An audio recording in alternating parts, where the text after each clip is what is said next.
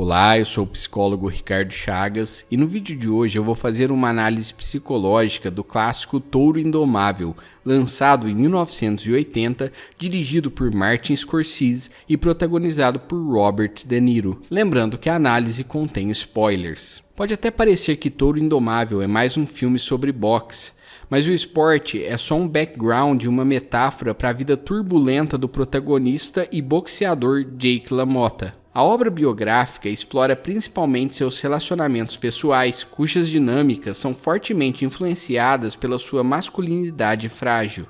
A primeira cena nos apresenta a essência da alma do lutador.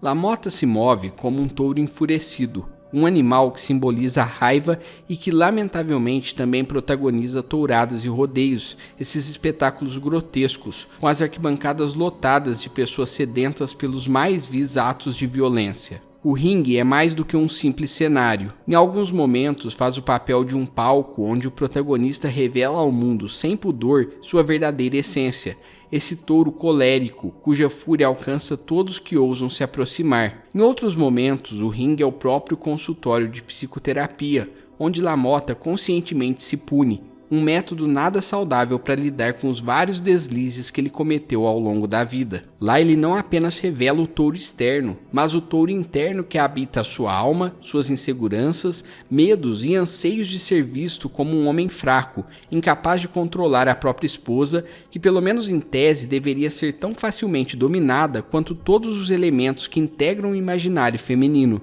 Vicky demonstra uma confiança e independência incomum para os anos 40. Quando a vê pela primeira vez, Jake pergunta ao irmão suas impressões da garota, e sua resposta é: ela não é como essas garotas que você transa e esquece. Ela não é assim.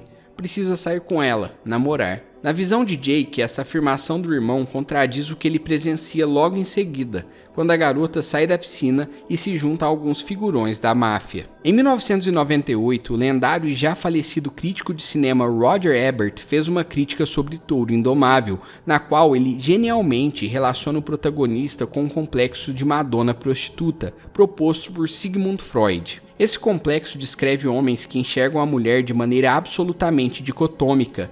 Ou ela é santa, já que Madonna em italiano é a tradução para Nossa Senhora, ou é uma prostituta, como o próprio nome do complexo deixa claro. Assim como LaMotta, indivíduos com esse complexo encontram dificuldade em manter relacionamentos sexuais com suas parceiras, afinal, é um tanto quanto conflituoso desejar sexualmente uma mulher e ao mesmo tempo sentir por ela um amor santo e religioso. Não é por acaso que Jake busca o prazer sexual principalmente em relacionamentos extraconjugais. Na sua visão de mundo, sua esposa deveria possuir características virginais e até maternais, já que o complexo de Madonna prostituta está também diretamente ligado ao de Édipo mal resolvido. É desse complexo, inclusive, que se originam todas as inseguranças e neuroses de ciúmes do protagonista. Afinal, depois de se relacionar sexualmente com ele, como poderia uma mulher voltar a ser santa e inocente? Suas crises se intensificam após Vicky descrever um de seus oponentes como bonitão. Depois disso, Jake passa a viver uma realidade onde ela jamais poderia regredir ao arquétipo de santa. A única forma de lidar com esse conflito que ele conhece é o uso excessivo de sua força brutal,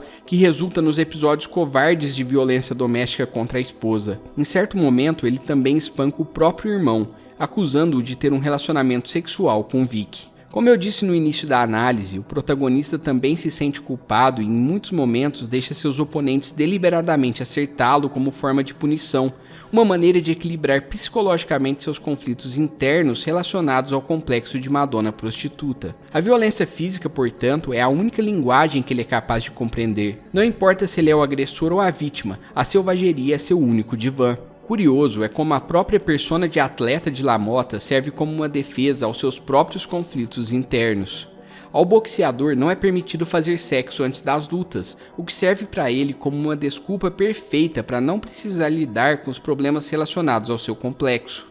Apesar de Touro Indomável ser uma história biográfica, a genialidade de sua cinematografia propõe um discurso organizado e linear sobre a autodestruição masculina, quase como se toda aquela história tivesse sido criada apenas para servir de argumento para o roteiro do filme. Acredito que sem esse filme, outros que bebem da mesma fonte, como por exemplo o Clube da Luta, não existiriam. Aliás, eu já fiz uma análise de Clube da Luta e caso você tenha interesse em ver, é só clicar no card acima. Assim como o narrador busca resgatar sua identidade máscula através dos combates, o Jake LaMotta, retratado na obra de Scorsese, extrapola a masculinidade tóxica. É o degrau acima, é uma besta irracional e ferida, uma fera em forma de homem. Os símbolos que representam isso são claros. Por exemplo, o Biff bem passado que causa a briga com sua primeira esposa Nikki representa seu instinto primitivo de dominância masculina. O próprio bar que ele abre depois de se aposentar é um local onde os homens vão para beber excessivamente e procurar pelo serviço de garotas de programa,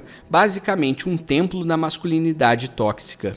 A persona do protagonista é tão rígida nesse extremo masculino que ele é simplesmente incapaz de olhar para a própria sombra, para os seus conflitos internos psicológicos inconscientes, para suas fragilidades e inseguranças sexuais. Apesar da sua história conturbada, o filme sugere que por alguns poucos anos ele conseguiu viver uma vida próxima do normal. Repare que as únicas cenas coloridas são aquelas da montagem que mostra a passagem dos anos à época de casados dos irmãos LaMotta, como se fossem filmagens melancólicas de família, mostrando uma rotina suburbana feliz, muito distante daquela que Jake experimentou durante a maior parte da sua vida. Essas cenas coloridas contrastam com o restante do filme todo em branco e preto, um toque de mestre de Scorsese para representar as inevitáveis derrotas pessoais do protagonista. A última cena mostra um LaMotta solitário e amargurado, refletindo em frente ao espelho sobre a própria vida, que por incrível que pareça, ainda estava apenas começando, já que ele se casou mais 5 vezes e faleceu apenas em 2017 aos 95 anos. Touro Indomável é um retrato real de um indivíduo que viveu dominado pela raiva e insegurança e por não ser capaz de trabalhar adequadamente suas frustrações, perdeu o apoio de todos aqueles que um dia o amaram. Jake LaMotta é a prova viva que a gente deve conversar sobre os nossos problemas e sempre buscar mudanças positivas para nunca perdermos as pessoas que nos são mais queridas. E eu quero que você responda aí nos comentários qual a sua opinião sobre esse clássico do cinema americano. E além disso, deixe um like e compartilhe o vídeo com alguém que curta psicologia e cinema, porque assim você ajuda o canal a crescer. Cuide bem da sua saúde mental e até a próxima.